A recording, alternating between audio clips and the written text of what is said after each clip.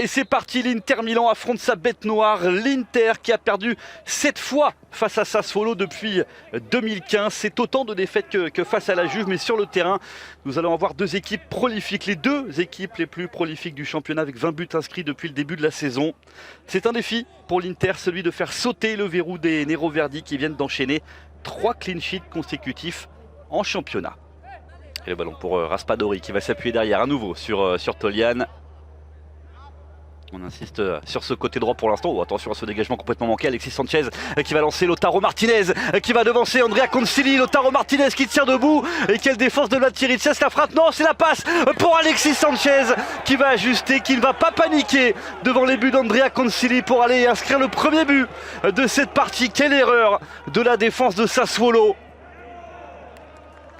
Et c'est le deuxième but cette saison en Serie A pour Alexis Sanchez. Devry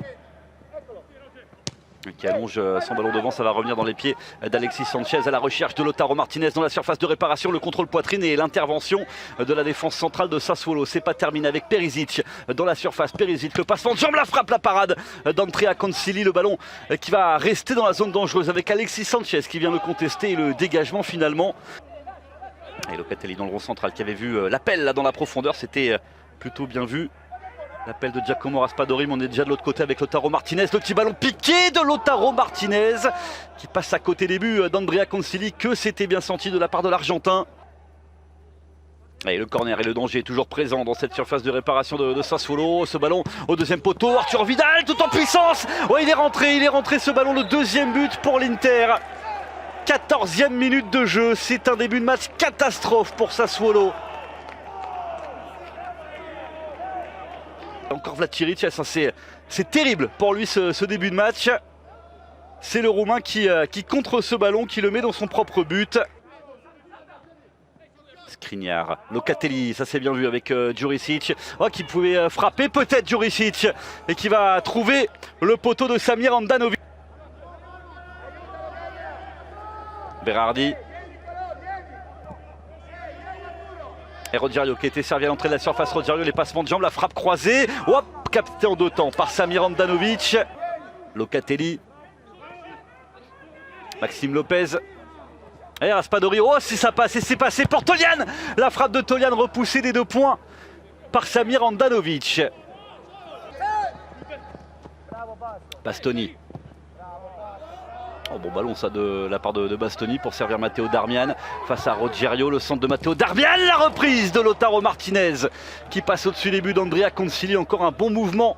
Alexis Sanchez avec Arturo Vidal qui écarte tout de suite là-bas sur le côté droit la montée de Matteo Darmian. Il y a Lautaro Martinez dans la surface, il y a aussi Gagliardini à l'entrée de cette surface, la frappe de Gagliardini laissé beaucoup trop seul à l'entrée de la surface de réparation de Sassuolo. Le ballon parfaitement pris, l'enchaînement reprise pied droit qui termine petit filet et ça fait 3-0 pour l'Inter.